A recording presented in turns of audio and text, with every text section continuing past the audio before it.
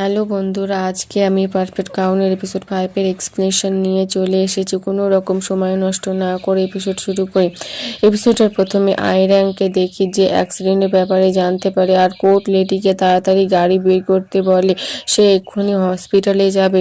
সে হসপিটালে আসে, মিনহুকে জিজ্ঞাসা করে ইনহু কেমন আছে। মিনহু বলে সে ঠিক আছে, শুধু সামান্য আঁচড় এসেছে। তা শুনে আয়রাং স্বস্তির নিঃশ্বাস নেয়। ভিতরে এসে ইনুকে দেখে সে ঘুমাচ্ছে। আয়রাং বলে গ্র্যান্ড প্রিন্স কেমন আছে, আমি শুনেছি সেও অ্যাক্সিডেন্ট স্পটে ছিল। মিনহু বলে তার এখন সার্জারি হচ্ছে। সে তার সমস্ত পাওয়ার দিয়ে গাড়িটা থামায়, যার ফলে তার লেফট কাঁধে আঘাত লাগে। তখন সেখানে মিনহুর অ্যাসিস্ট্যান্ট আসে, তাকে সেখান থেকে আড়ালে নিয়ে আসে আর বলে অ্যাক্সিডেন্টের ছবি সব জায়গায় ছড়িয়ে পড়েছে। মিনহু জিজ্ঞাসা করে হেজু কেমন আছে। অ্যাসিস্ট্যান্ট বলে তার এখনো জ্ঞান ফিরেনি, তবে সব রিপোর্ট ক্লিন এসেছে। আয়রাং তাদের কথা শুনে নেয় আর বলে এর সঙ্গে হেজুর কি সম্পর্ক। আয়রাং বুঝতে পারে যে কারে অ্যাক্সিডেন্ট হয়েছিল তা হেজু ছিল। রেগে সে সেখান থেকে চলে আসে। মিনহু তার পিছনে যায় আর বলে সে যেন কোনো ভুল ডিসিশন না নেয়। যদি পাবলিক জানতে পারে হেজুর কার অ্যাক্সিডেন্টের সঙ্গে কিং জড়িত ছিল, তাহলে সবাই গ্র্যান্ড প্রিন্সকে ব্লেম করবে আর বলবে তাকে বাঁচানোর জন্য হেজু আর কিং আহত হয়েছে। এই শুনে আয়রাং বলে তুমি ওই মেয়েটিকে বাঁচানোর জন্য এসব বলছো, কিন্তু মিনহু বলে না, আমি কিংকে বাঁচানোর জন্য বলছি। পরের সিনে চুই আর হাউসমেটকে দেখি ওটির বাইরে দাঁড়িয়ে অপেক্ষা করছে। ডাক্তার বলে অপারেশন সাকসেসফুল হয়েছে। চুই বলে তারপরে তার কোনো অসুবিধা হবে না তো। ডাক্তার বলে না, কিছুদিন রেস্ট নিলে সব ঠিক হয়ে যাবে। মিনহুকে দেখি হেজুকে দেখতে এসেছে, তার এখনো জ্ঞান ফেরেনি। মিনহু তার লোকেদের বলে হেজু সেক্রেটারি ইনক্রিজ করো আর তার জ্ঞান ফিরলে যেন সঙ্গে সঙ্গে তাকে জানে। অন্যদিকে ইউনকে দেখি সে হেজুর ঘরে যায়, দেখে তার এখনো জ্ঞান ফিরেনি আর তার অ্যাক্সিডেন্টের ফ্ল্যাশব্যাক মনে পড়ে যে হেজু কিভাবে অ্যাক্সিডেন্টের সময় তার হাত শক্ত করে ধরেছিল। সে হেজুর হাত ধরে, হেজুর জ্ঞান ফিরে আসে। অ্যাক্সিডেন্টের কথা মনে পড়ে। ইউনকে জিজ্ঞাসা করে তুমি ঠিক আছে তো, তোমার কোথাও লাগেনি তো। ইউন তাকে সরি বলে আমার জন্য এসব হয়েছে। ইউন বলে এটা সত্যি নয়। তখন ইয়ানের কথা মনে পড়ে আর জিজ্ঞাসা করে ইয়ান কেমন আছে, সে ঠিক আছে তো। ইউন বলে চিন্তা করো না, সে ঠিক আছে, তার অপারেশন হয়েছে। অন্যদিকে ইয়ানের জ্ঞান ফিরে আসে অপারেশনের পর। চই জিজ্ঞাসা করে তার জল লাগবে কিনা। তখনই হেজু সেখানে আসে আর জিজ্ঞাসা করে তুমি ঠিক আছে তো, তোমার কোথাও লাগেনি তো। আর তার উপর রেগে বলে তুমি কি পাগল হয়ে গেছিলে, তুমি আর যদি কিছু হয়ে যেত। ওই বলে সে এখনই অ্যানেস্থেশিয়া থেকে উঠলো আর তুমি এইভাবে তার সঙ্গে কথা বলছো। কিন্তু হেজু তার মুখের ক্ষত অংশ দেখে। ইয়ান বলে তুমি ঠিক আছো তো। হেজু বলে আমার কি হবে, আমি একদম ঠিক আছি। তখন ইয়ান তার কপালের কাটা অংশ দেখে নেয়, জিজ্ঞাসা করে এটা ছাড়া অন্য কোথাও আর কি লেগেছে। হেজু বলে না, আমি আর বলে তুমি এবার লাকি ছিলে তাই বেঁচে গেছো। প্রমিস করো পরের বার থেকে সে এরকম কিছু হলে তাকে আর বাঁচাতে আসবে না। ইয়ান বলে ঠিক আছে, তবে তুমিও প্রমিস করো এর পরের বার থেকে সেও কোনো ঝামেলাতে পড়বে না। হেজু বলে আমি প্রমিস করতে পারবো না। ইয়ান বলে তাহলে আমিও তো প্রমিস করতে পারবো না।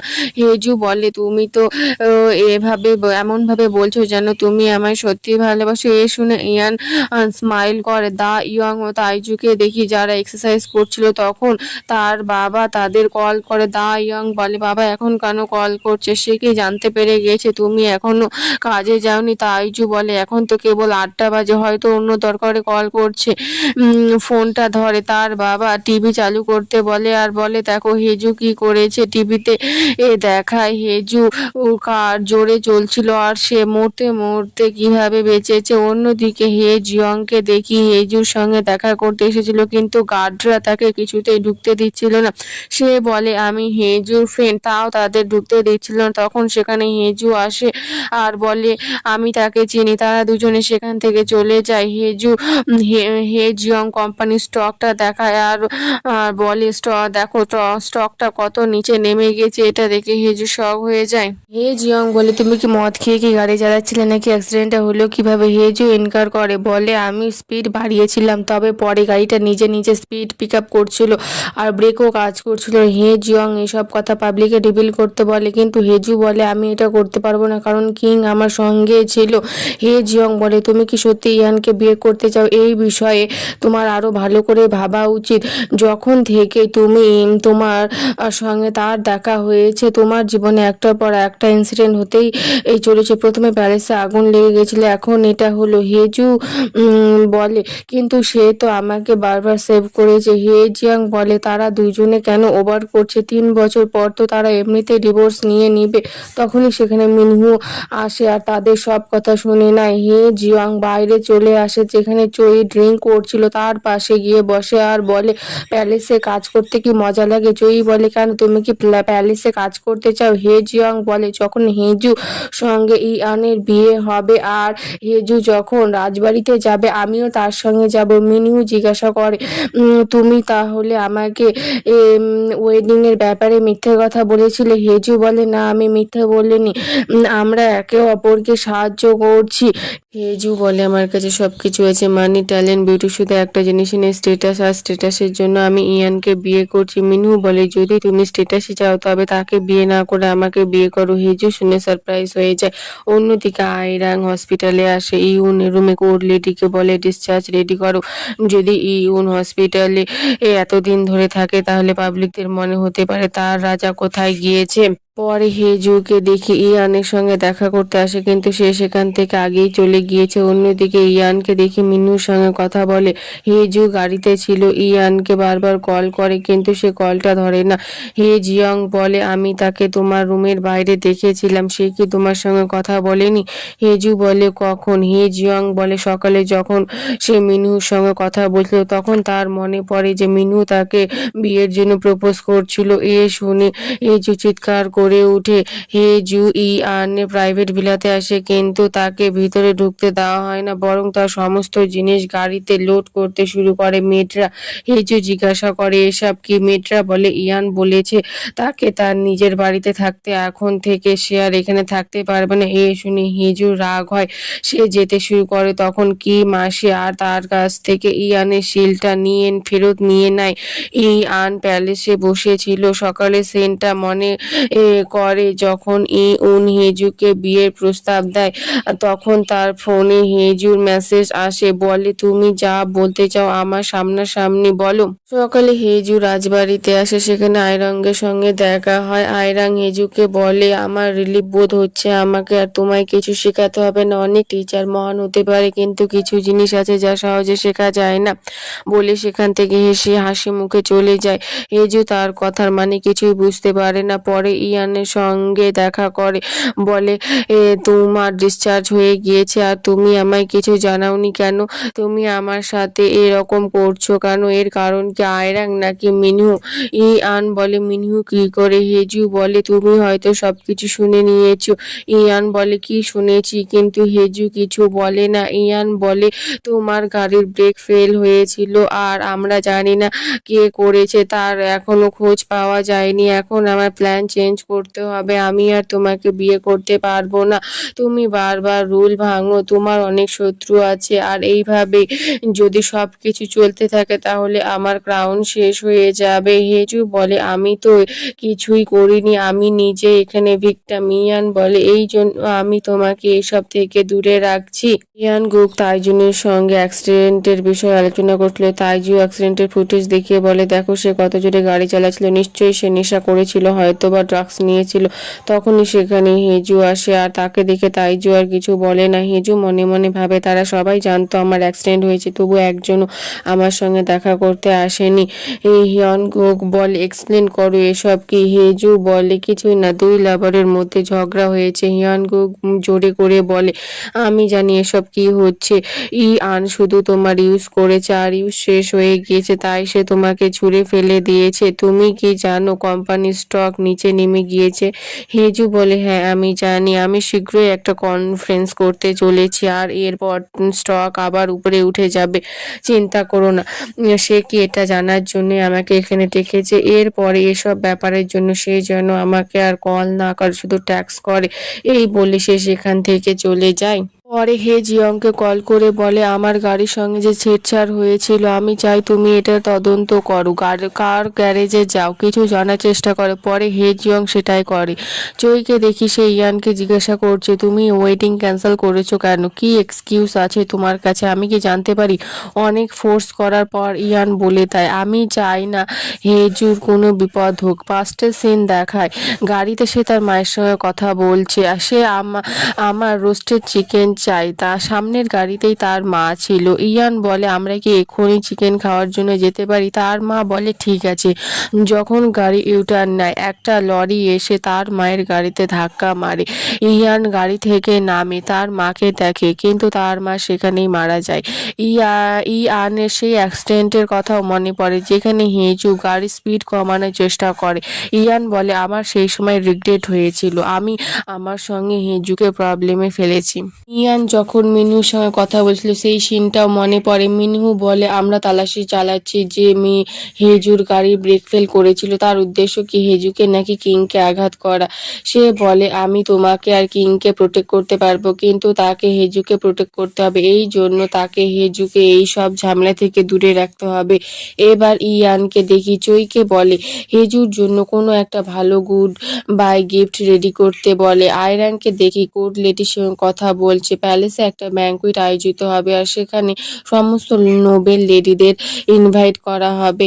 হেজু নিজের কোম্পানিতে হয়, সে নিজের এমপ্লয়ীদের সঙ্গে কথা বলছে যে নিজের কাজ ঠিক মতন করছিল না। তখন সেখানে চই আসে, হেজুর সঙ্গে কথা বলে, গিফটটা দেয় আর প্যালেসের ইভেন্টে আসার জন্য তাকে ইনভাইট করে আর বলে আয়রান ইভেন্টে পড়ার জন্য তাকে এই ড্রেসটা পাঠিয়েছে কিন্তু হেজু বারণ করে দেয়, বলে আমি যাব না। চই অনেক বোঝানোর চেষ্টা করে কিন্তু হেজু তার কোনো কথাই শোনে না। হে জিয়ং বলে তোমার তো ইভেন্টে যেতে ভালো লাগে। হেজু বলে ভালো লাগতো ওয়েডিং এর আগে, এখন তো ওয়েডিং ক্যান্সেল হয়ে গিয়েছে তাই আমি ইভেন্টে যাব না। চই ইয়ানের কাছে আসে আর বলে হেজু ইভেন্টে আসতে রাজি হয়নি। ইয়ান বলে তোমাকে আরো চেষ্টা করা দরকার ছিল। চই বলে সে আমার দিকে এমন ভয়ানক চোখে তাকিয়েছিল যে আমার সেখান থেকে আসা ছাড়া উপায় ছিল না। পাস্টে দেখে আয়রান ইয়ানের সঙ্গে দেখা করতে এসেছে আর বলে আমি জানতে পারলাম তুমি হেজুর সঙ্গে ব্রেকআপ করে নিয়েছো, তো এখন তোমার প্ল্যান কি? ইয়ান বলে কোনো প্ল্যান নেই, আমি শুধু তাকে প্রোটেক্ট করতে চাই, আমি তাকে বিয়ে করব না, তবে আমার একটা কন্ডিশন আছে, প্যালেসে যে ইভেন্টটা হতে চলেছে তাতে তুমি হেজুকে ইনভাইট করবে। প্রেজেন্টে দেখি ইয়ান বলে আমি নিজেই তাকে রাজি করব। পরের সিনে দেখি হেজুর কাছে ইয়ানের অনেক কল আসে কিন্তু হেজু বারবার তা রিজেক্ট করে দেয়। এই যে ইয়ংকে দেখি পুলিশ স্টেশনের বাইরে এসেছে, তার হাতে একটা ফাইল আছে। হেজুকে কল করে বলে আমি রিপেয়ার শপে গিয়েছিলাম, কিছু জানতে পেরেছি, একটা লোক ছিল যে তোমার গাড়ির সঙ্গে ছাড়খানি করেছে, পুলিশ তাকে ধরতে গিয়েছিল কিন্তু সে আগেই সেখান থেকে পালিয়ে গিয়েছে। হেজু বলে রিপেয়ার শপের সামনে একটা দোকান ছিল, তুমি সেখানে যাও, ফুটেজ চেক করো, আমার মনে হয় তুমি সেখানে কিছু না কিছু পাবে। অন্যদিকে ইয়ানকে দেখি যখন হেজু কিছুতেই রাজি হয় না, সে শেষে একটা মেসেজ করে যে যা বলার আমার সামনেই বলো। পরের দিন হেজুকে দেখি ইয়ানের সঙ্গে দেখা করতে এসেছে। ইয়ান বলে তুমি কেন বারবার আমার ইনভিটেশন রিজেক্ট করছো, তুমি কি সেখানে যেতে চাও না, তোমার কি ভয় লাগছে? হেজু বলে আমি ওখানে কেন যাব, আমি তো সব সময় রুল ভাঙি, আমার তো অনেক শত্রু আছে আর তুমি তো বলেছিলে পরের বার থেকে তোমাকে যেন না চেনার ভান করি। ইয়ান এই শুনে রেগে বলে আমি এটা তোমার জন্য করছি যাতে তুমি প্রোটেক্টে থাকো। হেজু বলে তুমি আমায় ইভেন্টে ইনভাইট করছো, ওখানে গেলে কি তুমি আমায় প্রোটেক্ট করবে? ইয়ান বলে আমি জানি না কেন তুমি এসব করছো, আমার কথা মানে কি তোমার জন্য ডিফিকাল্ট? হেজু দাঁড় হয়, হাতে ধনুক নেয়, বলে আমি তোমার বিড়ালটিকে মারবো। ইয়ান উঠে ধনুকটি তার হাত থেকে নিয়ে নেয়। আমরা দেখি হেজুর ইন্টেনশন কখনোই বিড়ালটিকে মারা ছিল না। ধনুকটি নেওয়ার সময় ইয়ানের হাতে একটু কাট লেগে যায়, হেজু তা নোটিশ করে, তার মাথার স্কার্ফ খুলে তার হাতে বাঁধে। এইভাবে তুমি নিজের কাছের মানুষকে প্রোটেক্ট করো, এই বলে। পরের সিনে চই ইয়ানের হাতে ব্যান্ডেজ লাগায় আর বলে আমি বলেছিলাম ওর সঙ্গে দেখা করো না, দেখো সে কি করেছে। ইয়ান বলে তার কোনো দোষ নেই, আমি জানতাম সে জেনে বুঝে কাউকে আঘাত করতে পারে না। পরের সিনে হেজুর এমপ্লয়ীদের দেখি যারা দোকানের ফুটেজ চেক করছিল, তারা জানতে পারে সেই লোকটাকে, তার কার্ড দেখায়। পরের সিনে হেজু তার ভাইয়ের কাছে যায় আর বলে আমার তোমার সাহায্য চাই। তুমি এই ফুটেজে যে লোকটা দেখছো সে আমায় মারার চেষ্টা করেছিল। আমি চাই তুমি ওই লোকটার বিষয়ে খোঁজ লাগাও। মিনুকে দেখে সে ছাদে হেজুর সঙ্গে হওয়া কথা মনে করছিল। হেজু বলে, তুমি আমাকে কেন বিয়ে করবে? মিনু বলে, কেন আমি তোমায় বিয়ে করতে পারি না? হেজু বলে, তুমি শুধু 5 বছরের জন্য পিএম, তারপরে তুমি আর পিএম থাকবে না। কিন্তু ইয়ানের কেসটা আলাদা। আমি তাকে ডিভোর্স দেওয়ার পরও সে সবসময় রয়্যাল মেম্বার থাকবে। রাতে হেড মেড ইয়ানের সঙ্গে কথা বলে আর বলে, আমি শুনলাম তোমাদের মধ্যে ঝগড়া হয়েছে, জয়ী সব বলেছে আমায়। আমার মনে হয় তোমার হেজুর পাশে থাকা উচিত। ইয়ানের চোখটা দেওয়ালের দিকে যায় আর তাদের কিসের সিনটা মনে পড়ে। পরে সে হেজুকে কল করে বলে, তোমার ইনভাইট করা হয়েছে আর তোমায় সেখানে আসতেই হবে। হেজু বলে, পাস্টে আমি না জেনেই তোমাকে ওসব বলেছি, আমায় ক্ষমা করে দিও। ইয়ানও ক্ষমা চায়, বলে, আমিও প্রমিস করেছিলাম বিয়ে করব, কিন্তু সেটা হলো না। পরের সিনে চইকে দেখি হেজু কোম্পানিতে আসে আর বলে, আমি শুনলাম তুমি ইভেন্টে আসার জন্য রাজি হয়েছ। হেজু হ্যাঁ বলে আর জানতে চাই তার র্যাঙ্ক কি হবে। চই নার্ভাস হয়ে বলে, যেহেতু তুমি কোনো রাজপরিবারের সদস্য নয় আর তুমি কোনো নোবেল লেডিও নয়, তাই। হেজু বলে, তুমি কি বলতে চাইছো আমায় একদম শেষে থাকতে হবে? হাসে আর জিজ্ঞাসা করে, আমার যদি বিয়ে হতো তবে আমি লাইনের প্রথমে থাকতাম না? রাতে নিজের বাড়িতে থাকে। ইয়ান তাকে কল করে বলে, আমি তোমার সঙ্গে দেখা করতে চাই। হেজু সেখানে যায়। সে ইয়ানের পিছন পিছন হাঁটতে থাকে। ইয়ান বলে, কি করছো? হেজু বলে, কালকে তো আমাকে এইভাবেই সবার পিছনে হাঁটতে হবে, কারণ আমি তো কোনো নোবেল লেডি নই, আমার তো কোনো র্যাঙ্ক নেই, তাই এখন থেকেই প্র্যাকটিস করছি। পরের সিনে দেখি প্যালেসে সবাই ইভেন্টের আয়োজন করছে। হেজু নিজের বাড়িতে আই র্যাঙ্কের দেওয়া ড্রেসটা দেখে। রাতের সিনটা মনে পড়ে যেখানে সে তার বাড়িতে আসে, ইয়ানকে বাই বলে, কিন্তু ইয়ান তাকে আটকে জিজ্ঞাসা করে কিভাবে লিড করতে হয়। আমি কখনো লিড করিনি।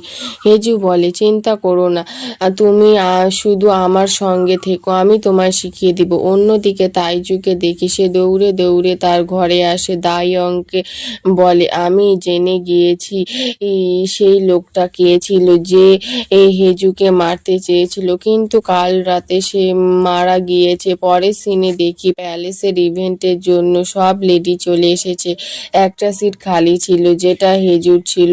সবাই দেখে আর তাকে নিয়ে গসিপ করতে শুরু করে। তখন আয়রাং সেখানে আসে, সবাই তাকে দেখে আর সরি বলে। বাইরে মিডিয়া শোর করতে শুরু করে। আমরা দেখি হেজু এসেছে, কিন্তু সে আয়রাঙ্গের দেওয়া ড্রেস পরেনি, তার ড্রেস সবার থেকে আলাদা। মিডিয়া লোকেরা হেজুকে অ্যাক্সিডেন্ট নিয়ে প্রশ্ন করতে শুরু করে। হেজু সব উত্তর দেয়। আয়রাং হেজুকে বলে, তুমি ওই ড্রেসটা পরনি কেন? হেজু বলে, আমার তো এটা ভালো লেগেছে। কেন তোমার আমার ড্রেসটা ভালো লাগেনি?